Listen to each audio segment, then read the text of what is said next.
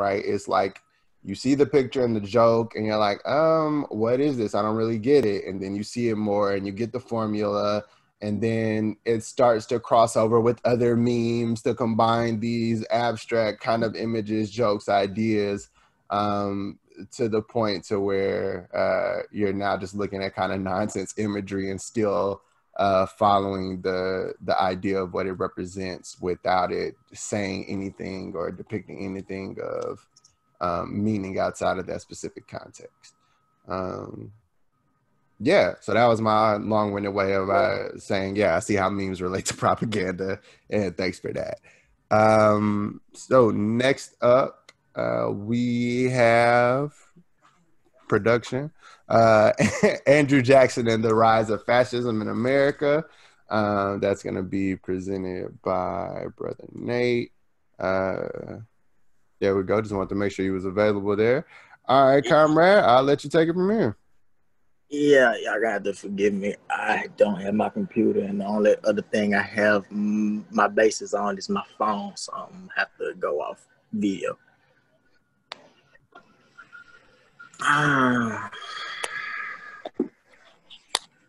All right, but basically what I'm talking about today is Andrew Jackson and the rise of fascism in America. America has always had and supported fascist principles and institutions on this land and abroad. What we see today and around this country is the attempt of normalizing the ideals of dictatorship. Alt-right militias in every state, a president that embodies the definition of the word authoritarian, a Congress of loyalists, an economic system that can only survive through governmental oppression and exploitation, and a myriad of other problems that we have normalized in this country. Racism, nationalism, capitalism, and cronyism are just a few of the principal ideas that birthed a fascist nation. These ideals are not new, nor are they genuinely foreign. This country has had its own brand of fascism since its first revolution. And I say first because and today we are looking at the second and the birth of a new revolution.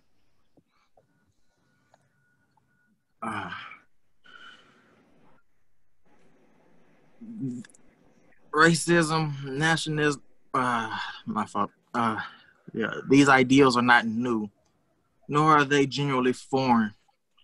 This country has had its own brand of fascism since its own first revolution. Yeah, even our city's history is founded in fascism, thanks to our proprietors. One in particular, our seventh president, Andrew Jackson. Jackson is accredited as being a military hero, a savvy businessman. His disdain for banks and fighting those he felt were corrupt statesmen. Coming out of the Americanized, indoctrinated history, let's remember him for the ruthless general and murderer that he was to the indigenous people of this country. The slave owner that took out ads in newspapers to hunt runaway slaves, and the man that used his political position and power, including the presidency, to make him, his family, and his friends enormously wealthy at that time. Part of that wealth came from his part in seizing the land Tennessee sits on. The land then being part of North Carolina had already been illegally sold to white settlers in the 1780s for their service during the First Revolution. In 1789, North Carolina ratified the U.S. Constitution and ceased claim to what was then known as the Southwest Territory, which is now modern-day Tennessee. This land was federally recognized then as Chickasaw Territory under the Treaty of Hopewell in 1786, and they were recognized as the owners until 1818. This didn't stop Tennessee from becoming a state in 1796 with the help of Andrew Jackson, its new congressman, violating that treaty. Through intimidation and force, Jackson and the American history negotiated a deal with the Chickasaw, the rightful owners, and in 1818, the land was ceded to the U.S. government as part of the Jackson Purchase after the Treaty of Tuscaloosa. Memphis, being a result of this glorified real estate flip, was originally purchased from North Carolina for 5 cents an acre by John Rice and John Ramsey. By the time Jackson and the other proprietors got their hands on it and Tennessee was made an official state, the price of that land rose to $8 an acre. On that land that he stole, he had slaves pick the cotton that he grew on it and would pay top dollar for the capture of any slave that tried to escape. Much of that wealth came from the Hermitage, Jackson's home in Tennessee, which was also a self-sustaining plantation. His support and embracement of slavery is what gave him such a strong foothold in the South during his campaign, going on record as calling abolitionists monsters.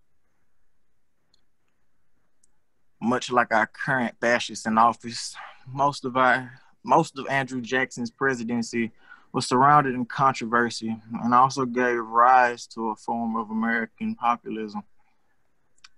Jackson and his supporters started Jacksonian democracy and founded the Democratic Party after his failed election in 1824 against John Quincy Adams. Jackson credited that loss to a corrupt bargain between Adams and Henry Clay, another statesman from Kentucky. Using a campaign stance of fighting corruption with limited government, strong states' rights, coupled with support for the country's farmers, and upholding Republican values from the generation of the Revolution. And it also didn't hurt that he was a war hero. Jackson eventually won the election in 1828. After Jackson took his oath of office, he invited the public to the grounds of the White House. His supporters threw a party where minor damage was done. This damage granted Jackson the title of King Mob. In his inaugural speech, Jackson promised to respect the power of the states and the limits of the presidency. This was challenged the same year with the Tariff of Abominations, a rise in taxes on Southern imports that caused South Carolina to threaten the Union with secession.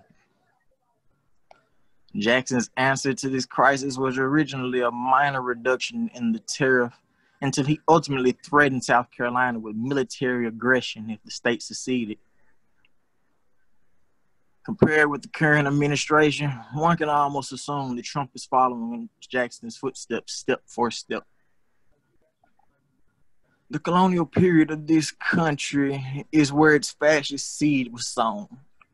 Imperialists from Europe, British, French, and Spanish colonists exploited native rivalries in order to seize the land. They allied with tribes to wage war on other tribes in order to expand their respective colonies.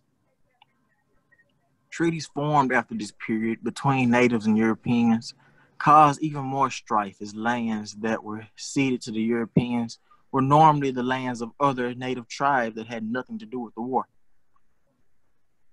Opposition to these treaties were immediate, and more conflict ensued that further divided tribes between those that wanted to fight for their land and those that just wanted to remain neutral. During the First Revolution, the British armed Native Americans to perform raids on Patriot forts, which were guarded by militiamen. This conflict was fought west of the Appalachian Mountains as the colonists were fighting the British to the east.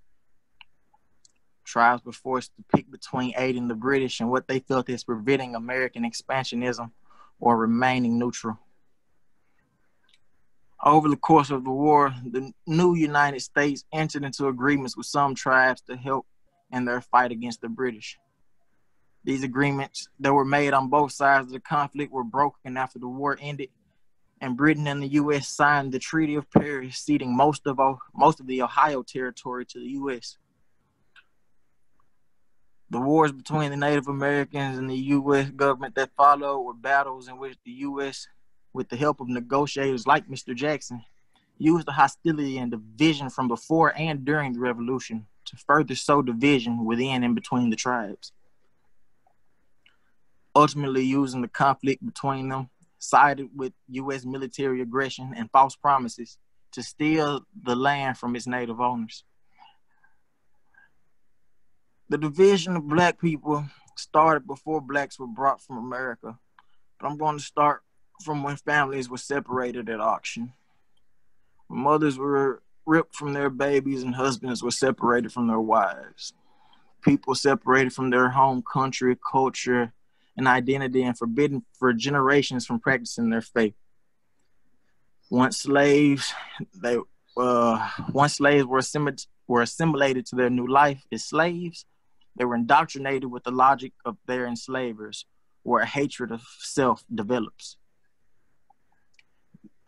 There were freemen living in the U.S. during slavery, and they were deemed dangerous because escaped slaves were run to freeman communities for freedom.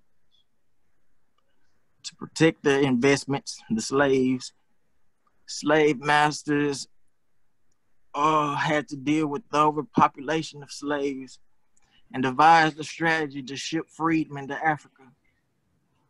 This plan ultimately resulted in the colony of Liberia being formed, which was left to fend for itself after the freedmen arrived. The colony adopted its American mentality and treated the local Africans as second-class citizens, carrying on the tradition of division. And the U.S. slaves that stayed had to deal with being political pawns in the ideological war between the states. The continent battling amongst itself was also suffering from the smallpox epidemic. Suffering worse from this was the native population who, unlike the Europeans who brought it over, had no natural immunity towards it. In some cases, the use of biological warfare was used, like at Fort Pitt during Pontiac's War in 1773, where 2 blankets and a handkerchief from a smallpox hospital were given to 2 messengers from the Delaware tribe, effects of which are still unknown. This plague devastated the native armies and greatly influenced their performance in the battle against the British and later the Americans. What is known is that smallpox on this continent is understood as the greatest genocide in the history of man. And as much as we still don't know about the effects of smallpox this day, the native population during that time knew even less of the danger they were exposed to. The only trusted method of the time was to quarantine the sick with someone who had already been infected but developed an immunity. Your other option was inoculation, which wasn't trusted by many at that time. As not many natives survived the disease, there was no one to tend to others that later contracted it, further dwindling the native population. Smallpox not only decimated the population of a people, but erased parts of a culture and history that those people can possibly never get back.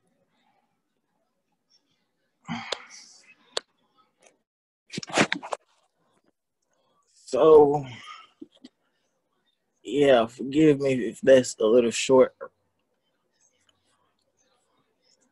It was kind of more of a research topic because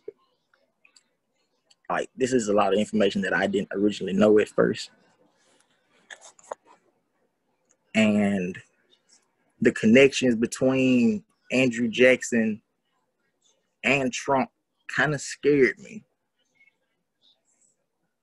Because not only with, we all know Trump said he could shoot a person on Fifth Avenue and get elected as president, but Andrew Jackson actually shot 2 people on 2 different occasions and still got elected president, using some of the same rhetoric and some of the same campaign stances as our current fascists in office uses.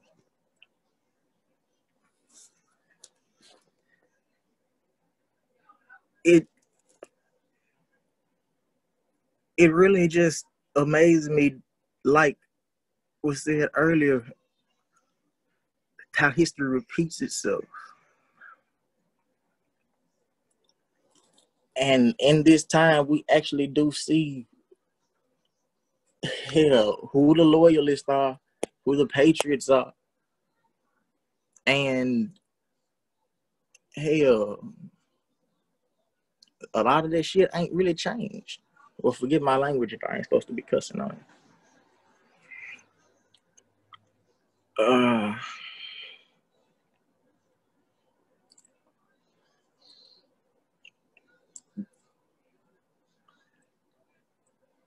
In this day and age, it's becoming more apparent and more evident of what exactly we need to do, of the choices that we need to make as far as mobilizing and organizing. Because a lot of the people on the right, those nationalists, those fascists, those racists, those Klansmen, they recognize some of these same patterns too.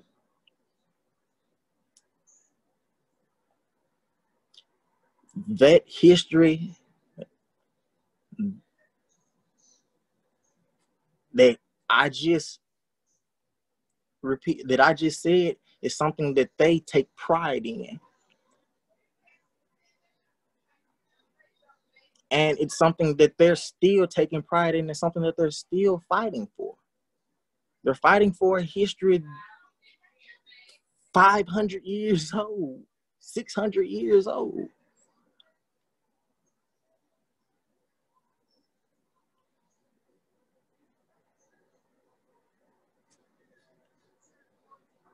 And at the moment, they have the upper hand because it's a fight that they've always been winning.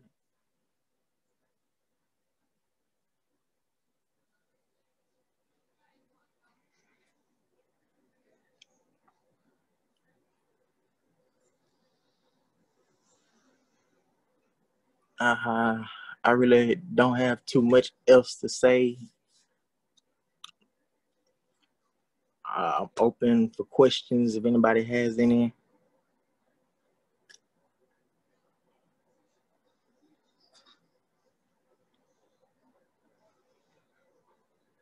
There's a question in the Q&A section, Nate. Cool, what is it? The question is, what can we learn from them to apply to our own struggle against fascism? So like, what can we learn from the right, and what can we learn from like Andrew Jackson and like the mimicry of Donald Trump and Andrew Jackson to apply it to our own struggle against fascism? Something that I took out from that is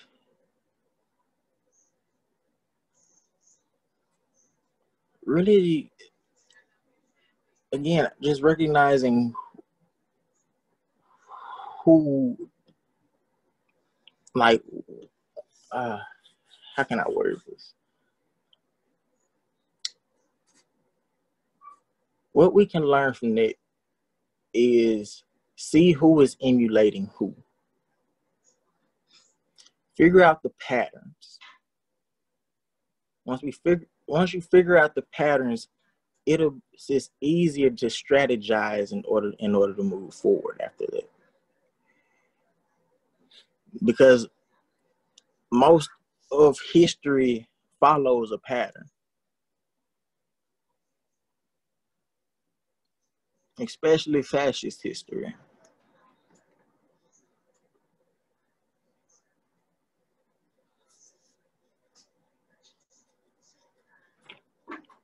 And learning that history is just the first step in breaking that cycle.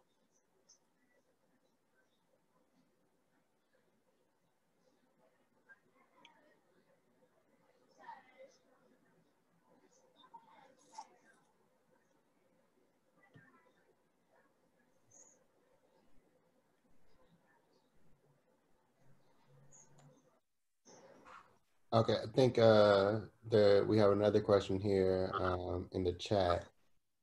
So what would you say to knowing our enemy better than they know us, essentially? Do you think that's a possible position to be in, or a bad position? It's a necessary position. You have to know your enemy better than they know you, because I guarantee you that they try to know us as better as we know ourselves. It's the reason why the U.S. government has done majority of surveying operations all over the world, even on its own civilians. COINTELPRO. Yeah, they know who we are. They know everything about us.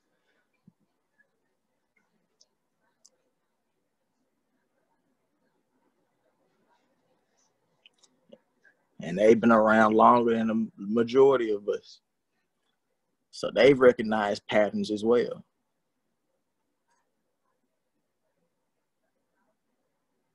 That's where most racial profiling comes from, in my opinion.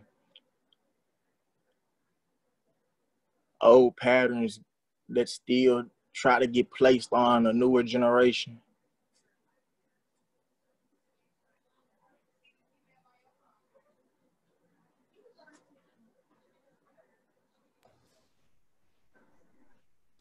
For sure, for sure.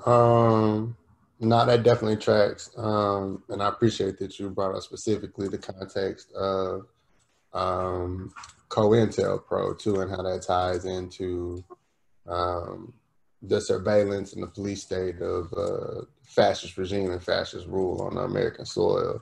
I